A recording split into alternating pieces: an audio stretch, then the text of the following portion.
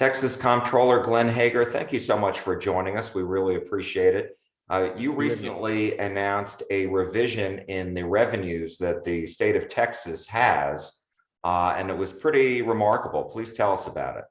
If you look at the state economy, obviously over time, Texas outpaced the national average, global average. We've continued to grow. People move to Texas, businesses move to Texas. But what happened in the last year is truly nothing other than just astonishing in economic growth and revenues into the state treasury. So I updated the revenue estimate from the one we provided last fall, been managing expectations that it's going to grow even more. So now Texas, when we end our 2-year budget cycle, which ends next August, essentially we're going to see that we have about a $27 billion cash carryover balance from the end of this 2-year budget cycle to the next one. That means the legislature has much more flexibility when they come into next session. That's been really driven from a variety of things, both you and I, the consumer, business consumption, economic growth in Texas, sales tax revenues. Unfortunately, a piece of that is because you and I, the consumers, are paying more, whether we go to the grocery store, whether we go to the gas station. And so unfortunately, a part of that increase has been driven by inflation. And especially here in the last several months, really, we see a lot more of our revenues being a result of you and I paying more at the end of the day. And so therefore, unfortunately, a lot of it's inflation driven in the last few months. Right. Higher prices equals higher sales taxes.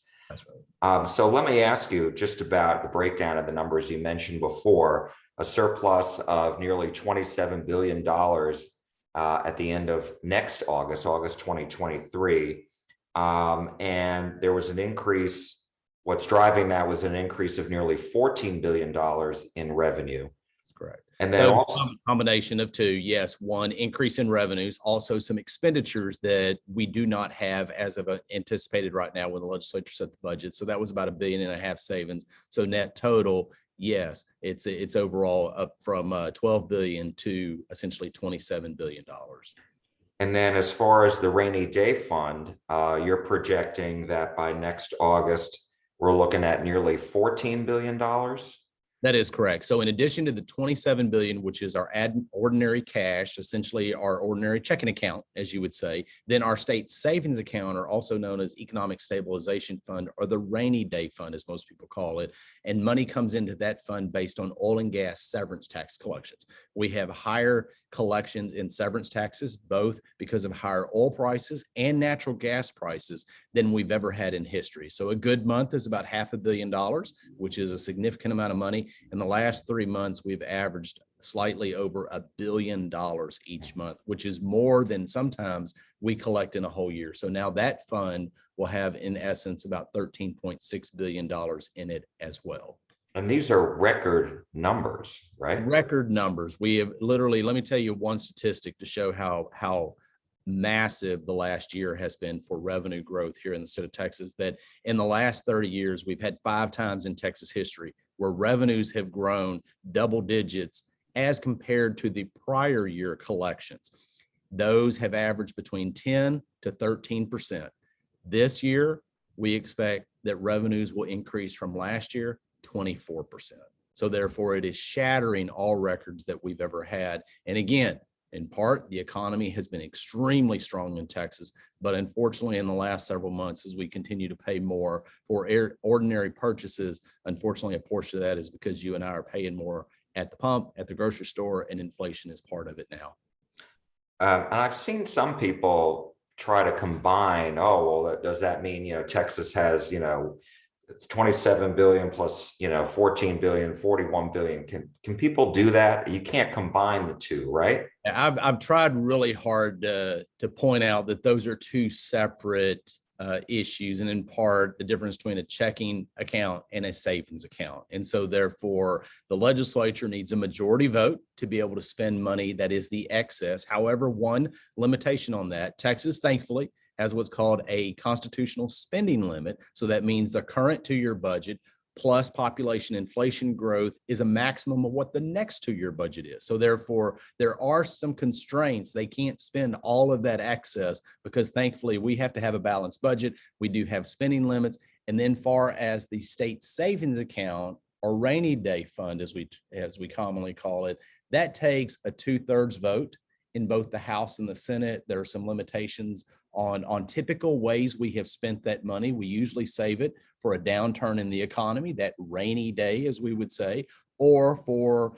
a natural disaster or a one-time expense. It really makes sense that government should invest in this one area right now. So really we try to separate, and I try to keep the two as separate because it's not really proper to lump it as $1 amount.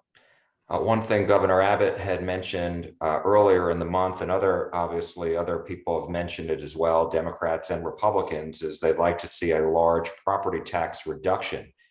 Do you think that can be possible given the surplus, given the rainy day fund, that a permanent, sizable property tax reduction can be made by the legislature? Yeah, I think as we've all seen, both appraisal values significantly rise over the course of the last year. And then here in the next coming weeks and coming months, we'll start seeing our tax rates, which will be different, obviously, as local governments set those tax rates of the dollars that they have for property taxes. But I think in essence, the legislature is very focused on trying to do some type of property tax relief next legislative session. That has been a common discussion among the governor, but be among leadership and legislators. So I do think that is going to be a major part of what they accomplish next legislative session.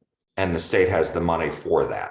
Right now, yes, Lee. And the economy, we think, is obviously there's a drag on the economy. The Fed is raising rates. There's a lot of global issues going around that undoubtedly, will we see 24% growth in the next year? No, we will not. That is a one-time record.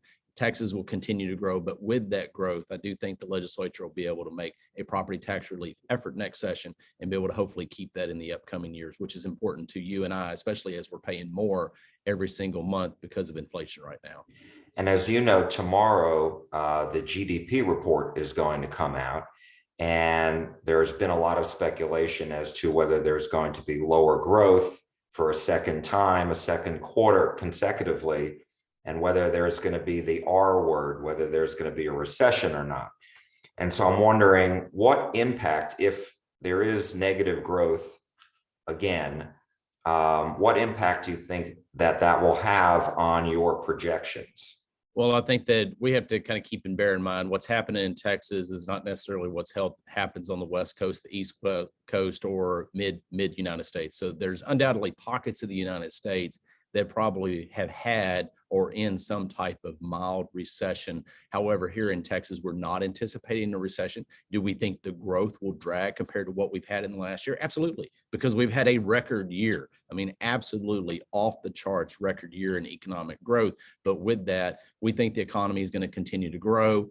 As Texas continues to grow, that frees up the ability to invest in roads, to invest in water, invest in public education, to do hopefully a sizable property tax relief next legislative session. So one of the good things, as I sit as the CFO for the state compared to my counterparts in other states, Texas economy continues to grow. People want to move here, and we have economic opportunities, which gives us much more latitude and capabilities in the budgeting cycle than it does in some other states that are unfortunately not seeing the same type of growth we are. And so just to be clear, you're not seeing any indications of a slowdown in the economy here in the state of Texas. So we do not see a recession happening here in Texas here in the foreseeable future. But do we see a slowdown compared to the record year we've had? Absolutely, it's going to slow some. However, with that, we think the economy is going to continue to generate jobs. Businesses want to continue to move here. So we think regardless of whether you're in the Metroplex, Houston, San Antonio, Austin, the Valley, Texas is going to continue to grow in the near future and outpace the national economy. We don't have a crystal ball. We don't know exactly what's on the horizon. We know there's going to be a slowdown in the national and the global economy. But with that being said, we firmly believe that Texas will continue to outpace what the average is in the rest of the United States, as well as the rest of the world. And that's because companies keep relocating to Texas. Yeah, every morning when we wake up is an astonishing number. And I challenge people to think about this for the next week in every speech that I give. Every morning when we wake up, we have another 1,000 people roughly that call Texas home every single day, either people moving here or natural growth. And then we also have businesses that are moving here. And we've had a lot more businesses that have moved here actually after the pandemic, because one, for example, they can move their headquarters and they're not necessarily moving every single person anymore. Now with remote capabilities of working, and we've been through that experience. So more businesses do continue to locate to Texas. Texas is a good place to do business. And that's why we think we'll continue to outperform the national and the global economy and economic opportunities. Texas Comptroller Glenn Hegar, thank you so much for your time and your insight. We really appreciate it. Always good to be with you.